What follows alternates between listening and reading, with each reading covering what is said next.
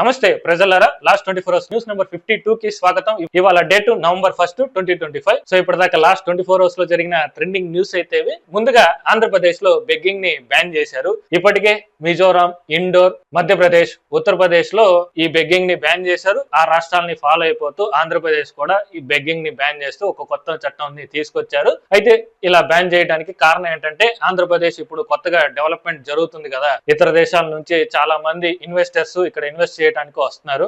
So వాళ్ళని attract చేయడానికే ఈ బెగ్గింగ్ ని బ్యాన్ చేశారనమాట. అయితే ఈ బెగ్గింగ్ చేసుకున్న వాళ్ళని ఏం చేస్తారంటే, పని చేసే వాళ్ళు ఎవరైనా ఉంటే వాళ్ళకి P4 పథకం కింద పని కల్పిస్తారు. పని చేయలేని వాళ్ళు ఎవరైనా ఉంటే వాళ్ళని ఆశ్రమాలకి తరలిస్తారు. సో ఆ విధంగా ఆంధ్రప్రదేశ్ ప్రభుత్వం నిర్ణయం తీసుకుంది. నెక్స్ట్, చైనా ప్రభుత్వం ఇన్ఫ్లుయెన్సర్స్ కోసం ఒక కొత్త చట్టాన్ని తీసుకొచ్చింది.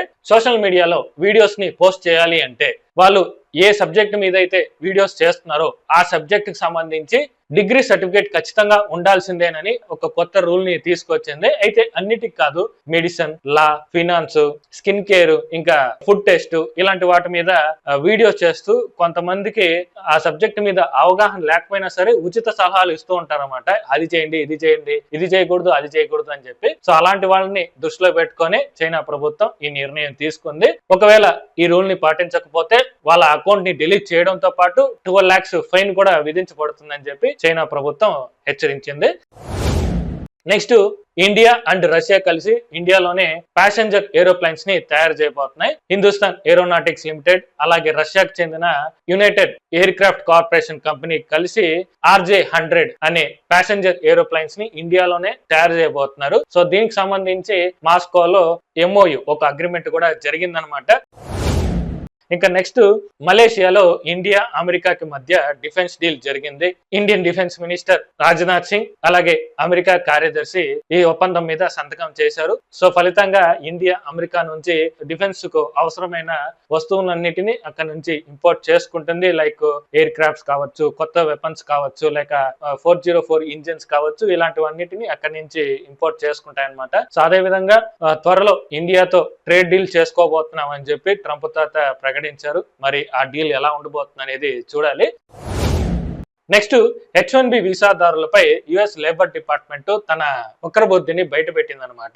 H-1B వీసాల మీద అమెరికాకు వచ్చేసి ఇక్కడ అమెరికల్ని దోచుకుంటున్నారు, అమెరికన్స్ డ్రీమ్స్ ని నాశనం చేస్తున్నారు. పైగా కొన్ని కంపెనీస్ అయితే ఈ వీసాలని దుర్వినియోగం చేస్తూ దాదాపు 72% వరకు వీసాస్ అన్నిటిని ఇండియన్స్ కే ఇస్తున్నారు. ఇది చాలా దారుణం అన్నట్టు ఒక యాడ్ చేసి సోషల్ మీడియాలో రిలీజ్ చేశారు. ప్రస్తుతం ఆ వీడియో సోషల్ మీడియాలో చాలా వైరల్ అవుతుంది. ఇదంతా ట్రంప్ ప్లాన్ అనమాట. డైరెక్ట్ గా ఇండియన్స్ ని ఎదుర్కోలేక ఇలా ఇండైరెక్ట్ గా మనుషుల మధ్య విభేదాలు సృష్టించి రెచ్చగొట్టే ప్రయత్నాలు అయితే చేస్తున్నాడు. ఫలితంగా ఇది ఎక్కడి వరకు తీసుకెళ్తుంది అనేది చూడాలి.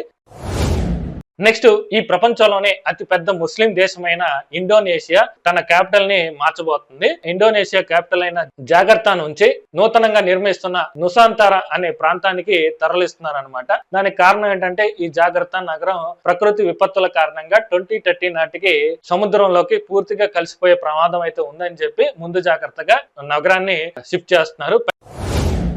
నెక్స్ట్, ట్రంప్ తాతికి పుతిన్ షాక్ల మీద షాక్లు ఇచ్చేస్తున్నాడు. మొన్ననే కొత్తగా న్యూక్లియర్ వెపన్స్ ని సక్సెస్ఫుల్ గా టెస్ట్ చేశాడు. ఇప్పుడు అమెరికాతో ఉన్న ప్లూటోనియం ఒప్పందాన్ని పూర్తిగా రద్దు చేశాడు అనమాట. అయితే అసలు ఏంటి ఈ ప్లూటోనియం ఒప్పందం అంటే, అమెరికా రష్యాకి మధ్య 2000లో plutonium management and disposition agreement అనే పేరుతో ఒక ఒప్పందం చేసుకున్నారు. దాని ప్రకారం రెండు దేశాలు తమ వద్ద ఉన్న ప్లూటోనియం ను అణుబాంబులు తయారు చేయడానికి ఉపయోగించకుండా విద్యుత్ ఉత్పత్తి కోసం మాత్రమే ఉపయోగించే విధంగా ఈ డీల్ చేసుకున్నారు. సో ఆ డీల్ ని ఇప్పుడు రష్యా ప్రెసిడెంట్ పుతిన్ పూర్తిగా క్యాన్సిల్ చేశారనమాట. ఫలితంగా రష్యా ఇప్పుడు కొత్తగా అణుబాంబుల్ని తయారు చేస్తుంది, న్యూక్లియర్ వెపన్స్ ని సక్సెస్ఫుల్ గా టెస్ట్ చేస్తుంది. అదే విధంగా కొత్తగా పొసైడన్ అనే nuclear powered under water drone ని సక్సెస్ఫుల్ గా టెస్ట్ చేశాడు అనమాట. ఈ అండర్ వాటర్ డ్రోన్ ఎంత పవర్ఫుల్ అంటే, ఇది ఎంతసేపు అయినా సముద్రంలో ఉండి పోర్ట్లపై అలాగే నావీ దళాలపై దాడి చేయగలదు అనమాట. పైగా దీన్ని నియంత్రించడం, అడ్డుకోవడం చాలా కష్టం. ఎవరైనా ప్రయత్నం చేస్తే అందరినీ కొలాప్స్ చేస్తుంది అనమాట. అంత పవర్ఫుల్ ఈ డ్రోన్. దీనికి చిరెత్తుపైన ట్రంప్ తాత మేమైనా తక్కువ అని చెప్పి US డిపార్ట్మెంట్ ఆఫ్ వార్ ని మీరు కూడా టెస్ట్ చేయండి అని చెప్పి ఆదేశించారనమాట. ఫలితంగా ఇప్పుడు అమెరికా కూడా న్యూక్లియర్ వెపన్స్ ని టెస్ట్ చేస్తుంది. ఇప్పుడు 2 దేశాలు న్యూక్లియర్ వెపన్స్ మీద పడ్డాయన్నమాట. ఫలితంగా ఇది ఎక్కడి వరకు తీసుకెళ్తుంది, ఎలాంటి ప్రమాదం వస్తుంది అనేది చూడాలి. సో అదనమాట లాస్ట్ 24 అవర్స్ లో జరిగిన ట్రెండింగ్ న్యూస్ అయితే. హోప్ మీకు వీడియో నచ్చిందని అనుకుంటున్నాను. నచ్చితే ఒక లైక్ చేయండి. ఇలాంటి ట్రెండింగ్ అప్డేట్స్ మీ దాకా రావాలంటే ఈ ఛానల్ ని సబ్స్క్రైబ్ చేసి పెట్టుకోండి, బెల్ ఐకాన్ ని ఆన్ చేసి పెట్టుకోండి. నేను వీడియో పెట్టినప్పుడల్లా మీకు నోటిఫికేషన్ వచ్చేస్తుంది. సో మళ్ళీ మండే వీడియోలో మళ్ళీ కలుద్దాం.